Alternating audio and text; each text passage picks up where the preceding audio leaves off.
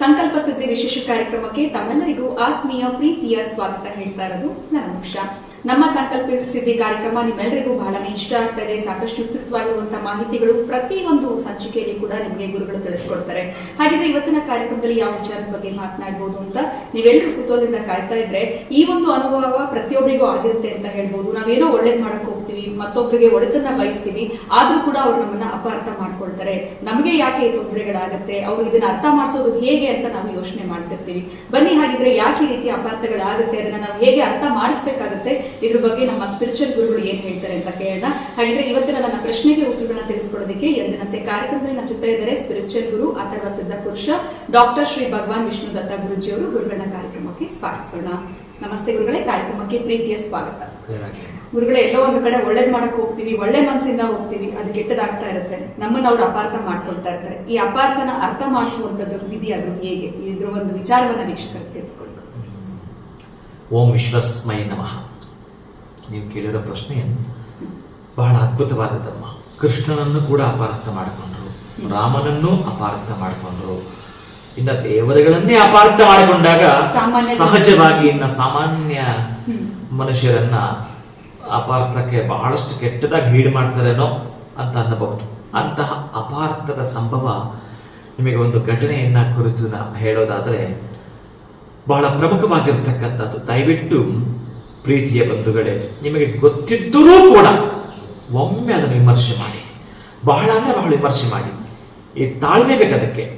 ಆ ತಾಳ್ಮೆ ಬಗ್ಗೆ ನಾನು ಮಾತಾಡ್ತೀನಿ ಮುಂದಿನ ಸಂಚಿಕೆಯಲ್ಲಿ. ಬಹಳ ಮುಖ್ಯವಾಗಿರ್ತಕ್ಕಂತಹದ್ದು, ಇನ್ನೊಬ್ಬರ ಬಗ್ಗೆ ಎಷ್ಟು ನಾವು ಹಗುರವಾಗಿ ಕೇವಲ ಮಾತಾಡಿಬಿಡ್ತೀವೋ.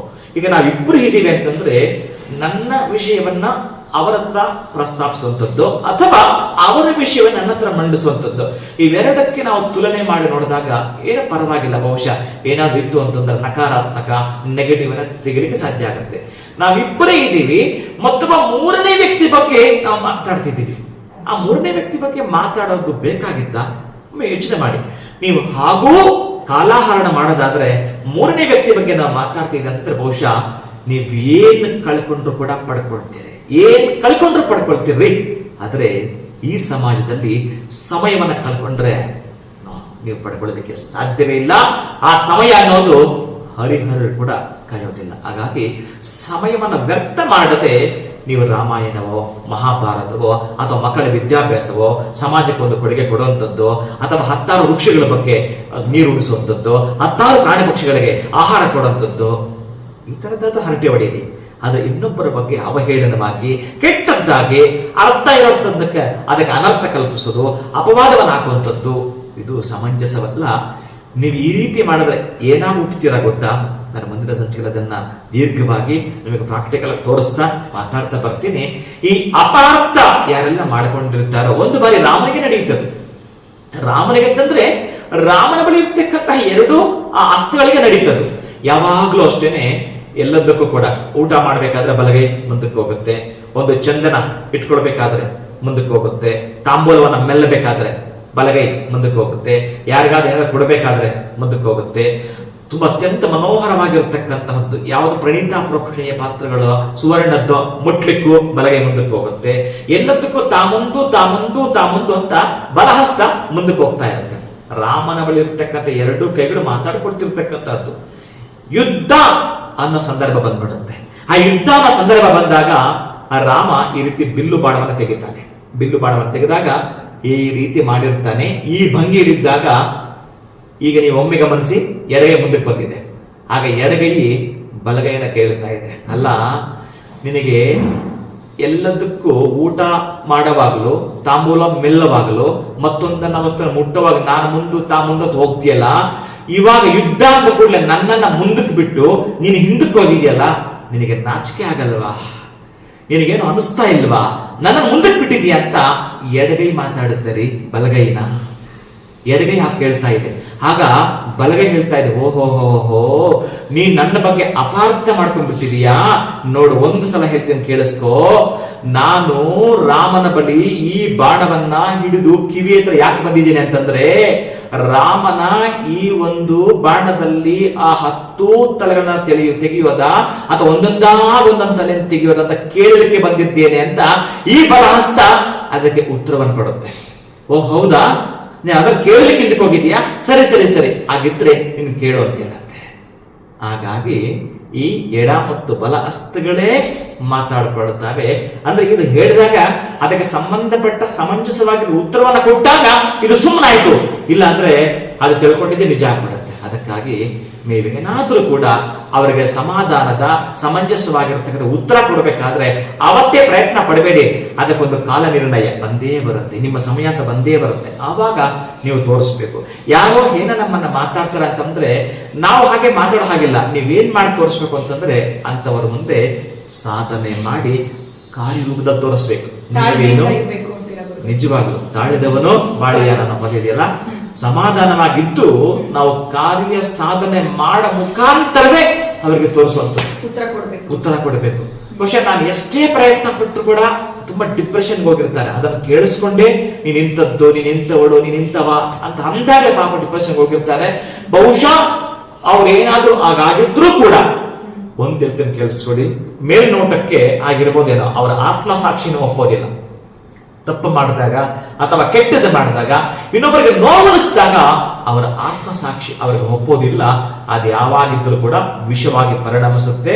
ಆ ವಿಷಯದಿಂದ ಅವರೇ ತೊಂದರೆ ಪಡ್ತಿರ್ತಾರೆ. ನೀವು ಮಾತ್ರ ಸಾಧ್ಯವಾದಷ್ಟು ಮತ್ತೊಬ್ಬರನ್ನ, ಇನ್ನೊಬ್ಬರನ್ನ, ನಮಗೇನು ಗೊತ್ತಿರಲ್ಲ, ನಮಗೇನು ಗೊತ್ತಿಲ್ಲದೆ ಕಾಮೆಂಟ್ ಮಾಡ್ತಿರ್ತೀವಿ, ಏನೇನೋ ಮಾತಾಡ್ತಿರ್ತೀವಿ. ಮೊನ್ನೆ ಯಾವುದೋ ನಾನೊಂದು ಕಲ್ಯಾಣೋತ್ಸವಕ್ಕೆ ಹೋಗಿದ್ದಾಗ ಯಾರೊಬ್ಬ ಪ್ರಶ್ನೆ ಮಾಡಿದೆ ನನ್ನ, ಸ್ವಾಮಿ ಈ ದೇವರನ್ನೋದು ಇದ್ದಿದ್ರೆ ಈ ಕರೋನಾ ಇರ್ತಿತ್ತ, ಆ ಕರೋನಾ ಬಂದು ಇಷ್ಟೆಲ್ಲ ನಾಶ ಮಾಡಿ ಹೋಯ್ತು, ಎಷ್ಟು ಜನ ಸತ್ತು ಬಿಟ್ರು, ಎಷ್ಟು ಜನ ಸತ್ತು ಹೋಗ್ಬಿಟ್ರು, ಅಂತಹ ದೇವರನ್ನು ಇದ್ರೆ ತಿರುಪತಿ ಶ್ರೀನಿವಾಸನ ಬಾಗಿಲು ತೆಗೆಸ್ಕೊಂಡು ಪೂಜೆ ಮಾಡಿಸ್ಕೊಳ್ಳಿ ಅಂತಂದ. ಪೂಜೆ ಮಾಡಿಸ್ಕೋಬಹುದು, ಎಷ್ಟು ಜನ ಸತ್ತು ಹೋದ್ರು. ನಿಜ ಕಣಯ್ಯ, ನೀನು ಪ್ರಶ್ನೆ ಕರೆಕ್ಟ್ ಆಗಿದೆ, ಇದಕ್ಕೆ ನಾನು ಕಾಲವಾಸಕ್ಕೆ ಉತ್ತರ ಕೊಡ್ಬೇಕಾಗತ್ತೆ, ಕೊಡೋದಾ ಅಂತ ಕೇಳಿನೇ ನಾನು ಆತನ ಹೇಳಿದೆ. ನೋಡು, ಪ್ರಶ್ನೆ ಕೇಳೋನಿಗೆ ಒಂದು ನಂಬಿಕೆ ಇರುತ್ತೆ, ಪ್ರಶ್ನೆ ಕೇಳೋರಿಗೆ ಒಂದು ನಂಬಿಕೆ ಇರುತ್ತೆ, ನನ್ನ ಪ್ರಶ್ನೆಗೆ ಉತ್ತರ ಸಿಗೋದಿಲ್ಲ ಎಂದು. ಎರಡನೇದು, ಆ ಪ್ರಶ್ನೆ ಕೇಳಿರ್ತಕ್ಕಂಥ ನಾನು ಮಹಾ ಮೇಧಾವಿ ಎಂದು. ಇವೆರಡು ನಿಮ್ಮಲ್ಲಿ ಇರುತ್ತೆ ಪ್ರೀತಿಯ ಬಂಧುಗಳ. ಒಂದು ಕೇಳಿಸ್ಕೊಳ್ಳಿ, ಯಾವಾಗ ಪ್ರಶ್ನೆ ಹುಟ್ಟುತ್ತೋ ಸೈಮಲ್ಟೇನಿಯಸ್ಲಿ ಈ ರೈಲು ಹೋಗ್ಬೇಕಾದ್ರೆ ಎರಡು ಕಂಬಿ ಮೇಲೆ ಹೋಗುತ್ತೆ, ಒಂದೇ ಕಂಬಿ ಮೇಲೆ ಹೋಗ್ಲಿಕ್ಕೆ ಸಾಧ್ಯವೇ ಇಲ್ಲ. ಆ ಎರಡು ಕಂಬಿ ಮೇಲೆ ಹೋಗುತ್ತೆ, ಎರಡು ಆ ಹಳಿಗಳ ಮೇಲೆ ಹೋಗಿಯೇ ತೀರುತ್ತೆ. ಹಾಗೆ ಪ್ರಶ್ನೆ ಯಾವಾಗ ಹುಟ್ಟಿತೋ ಉತ್ತರವು ಕೂಡ ಆವಾಗಲೇ ಹುಟ್ಟಿದೆ. ನೆನಪು ಮಾಡ್ಕೊಳ್ಳಿ, ಪ್ರಶ್ನೆ ಒಂದೇ ಹುಟ್ಟಿಲ್ಲ, ಮುಂದಕ್ಕೆ ಹುಟ್ಟೋದೂ ಇಲ್ಲ. ಅದು ಯಾವುದಾಗಿದ್ರು ಸರಿ, ನಿಮ್ಮ ಅಭಿವೃದ್ಧಿಗೆ ಸಂಬಂಧಪಟ್ಟಾಗಿ ಸರಿ, ಅಥವಾ ನಿಮ್ಮ ವ್ಯವಹಾರಕ್ಕಾಗಿದ್ರು ಸರಿ, ವ್ಯಾಪಾರಕ್ಕಾಗಿದ್ರು ಸರಿ, ನಾನು ಒಟ್ಟಾರೆ ನನ್ನದೇ ಆಗಿರ್ತಕ್ಕಂಥ ಜೀವನ ಪಥದಲ್ಲಿ ಮುಂದೆ ಬರಬೇಕು ಅನ್ನೋದಾದ್ರೆ ಖಂಡಿತ ಆ ಉತ್ತರ ಇರುತ್ತೆ. ಆಗ ನಾನು ಅವನಿಗೆ ಹೇಳಿದ್ದು, ಅಯ್ಯ ನೀನೇನಿದೆಯೋ ಮನುಷ್ಯನ ದೃಷ್ಟಿಯಲ್ಲಿ ಮನುಷ್ಯನ ಪ್ರಾಣಕ್ಕೆ ಮಾತ್ರ ಬೆಲೆ, ಆದ್ರೆ ಅವನು ದೇವರಲ್ಲ. ಈ ಸೃಷ್ಟಿ ಎಲ್ಲಾ ಪ್ರಾಣಿಗಳ ಪ್ರಾಣಕ್ಕೂ ಬೆಲೆ, ಅವನ ಲೆಕ್ಕದಲ್ಲಿ ಎಲ್ಲಾ ಪ್ರಾಣಿಗಳಿಗೂ ಬೆಲೆ ಇದೆ. ಅದಕ್ಕಾಗಿ ನಿಂದ ಮಾತ್ರ ನೋಡ್ಕೊಳ್ತಿದ್ಯಾ, ಎಷ್ಟು ಎಷ್ಟು ಎಷ್ಟು ಅಂತ ನೋಡದವ. ಕ್ರಿಮಿ ಕೀಟಾದಿ ಪ್ರಾಣಿ ಪಕ್ಷಿ ಎಲ್ಲವನ್ನು ಕೂಡ ಕೊಂದು ಕೊಂದು ಕೊಂದು ಸಾಯಿಸಿ ತಿನ್ಕೊಂಡು ಹೋಗ್ತಾ ಇದೆಯಾ. ಅವನು ಎಷ್ಟೊತ್ತು ನೋಡ್ತಾನೆ. ಅದಕ್ಕೆ ಮಟ್ಟ ಹಾಕ್ಲಿಕ್ಕೆ ಅವನು ಕ್ರಿಮಿಯಾಗಿ ಬರಲ್ವೇನೋ, ಬಂದೇ ಬರ್ತಾನೆ. ಮತ್ಸ್ಯಾವತಾರದಲ್ಲಿ ಬಂದಿದ್ದಾನೆ, ಅನೇಕ ವೇದ ಜ್ಞಾನ ಭಂಡಾರವನ್ನು ರಕ್ಷಣೆ ಮಾಡಲಿಕ್ಕೆ. ಕೂರ್ಮಾವತಾರದಲ್ಲಿ ಬಂದಿದ್ದಾನೆ, ಆಮೇಲೆ ಅನೇಕ ದೇವರ ರಕ್ಷಣೆ ಮಾಡಲಿಕ್ಕೆ. ಇಂತಹ ದುಷ್ಟರನ್ನ ಸಂಹಾರ ಮಾಡಲಿಕ್ಕೆ ಕ್ರಿಮಿಯಾಗಿ, ಯಾರಿಗೂ ಕಾಣದ ಕ್ರಿಮಿಯಾಗಿ. ಮೊದಲೇ ದೇವರು ಅಂದ್ರೆ ಕಾಣೋದಿಲ್ಲ, ಕ್ರಿಮಿನೂ ಹಾಗೆಯೇ ದೈವತ್ವ ರೂಪವನ್ನು ಹೊತ್ತು ಬರಲೇಬೇಕಾಗತ್ತೆ. ಈ ಭೂಮಂಡಲ ನಮಗೆಲ್ಲ ನಾಚಿಕೆ ಹಾಕ್ಬೇಕು. ನಾವು ಮಾಸ್ಕ್ ಹಾಕೊಂಡಿದ್ರೆ ಅದಕ್ಕೇನೆ, ಈ ಭೂಮಿಗೆ ಮುಖ ತೋರಿಸ್ಲಿಕ್ಕೆ ನಮ್ಗೆ ನಾಚಿಕೆ ಆಗಿ ಮಾಸ್ಕ್ ಹಾಕೊಂಡ್ರೆ ಅಷ್ಟು ಗಲೀಜು ಮಾಡಿ ಇಟ್ಟಿದ್ದೀವಿ. ನಾವು ಎಲ್ಲಿ ನೋಡಿದ್ರು ಪ್ಲಾಸ್ಟಿಕ್ ಮಯ ಮಾಡಿ ಇಟ್ಬಿಟ್ಟಿದ್ದೀವಿ. ನಮಗೆ ಆ ಭೂಮಿಗೆ, ಆ ಪ್ರಕೃತಿಯನ್ನು ಮಾಡಿರ್ತಕ್ಕಂಥ ವಿಕೃತಿಗಳನ್ನ ನೋಡಿಸ್ಲಿಕ್ಕೆ, ಸಂಸ್ಕೃತಿಯನ್ನ ಕಲಿಸ್ಲಿಕ್ಕೆ ಆ ಕ್ರಿಮಿ ಆ ಅವತಾರ ಬಂದಿದೆ, ನೆನ್ಪಿಟ್ಕೋ ಅಂತ ನಾವು ಸಮಾಧಾನ ಕೊಡ್ಬೇಕಾಯ್ತು. ಇನ್ನು ಬಹುಶಃ ಒಂದು 10 ನಿಮಿಷ ಹತ್ರ ಮಾತಾಡಿರ್ತೀನೇನೋ, ಅವನಿಗೆ ಒಂದು ಸ್ಟೋರಿ ಹೇಳೋ ಮುಖಾಂತರ. ಆ ನಂತರ ಪಾಪ ಅವನೇ ಹೇಗೆ ಮನದಟ್ಟಾಯ್ತು ಅಂತ ಗೊತ್ತಿಲ್ಲ. ನಾನೇನು ಹೊರಡಬೇಕು ಕಾಲು ಹತ್ತಿ, ಆವಾಗ ಗುರುಗಳೇ ನಂದು ಕ್ಷಮೆ ಇರಲಿ ಅಂತ ಹೇಳಿ, ಆಯ್ತಪ್ಪ ನಿನ್ ದೇವ್ರು ಒಳ್ಳೇದ್ ಮಾಡ್ಲಿ, ಯಾವ್ದು ತಪ್ಪು ಯಾವ್ದು ಒಪ್ಪು ಅಂತ ತಿಳ್ಕೊಂಡು ಮಾತ್ರ ಅನುಸರಿಸು.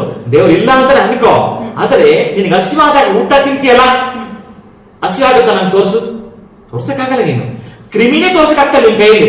ನೀವು ಕರೋನಾ ಅಂತ ಹೆಸರಿಟ್ಟಿದ್ದೀರಿ, ತೋರಿಸ್ತಾ ಇದ್ದೀರಿ, ನನ್ನ ಕ್ಷಮೆ ಇರಲಿ ಗುರುಗಳೇ ಅಂತ ಹೇಳಿ ಪಾಪ 10,000 ಸಂಭಾವನೆ ಕೊಟ್ಟು ನಮಸ್ಕಾರ ಮಾಡ್ಕೊಂಡು ಹೋದವು. ಅದು ಬೇರೆ. ಹಾಗಾಗಿ ಆಸ್ತಿಕರು ಇದ್ದಾರೆ, ಇಲ್ಲಿ ನಾಸ್ತಿಕರು ಇದ್ದಾರೆ.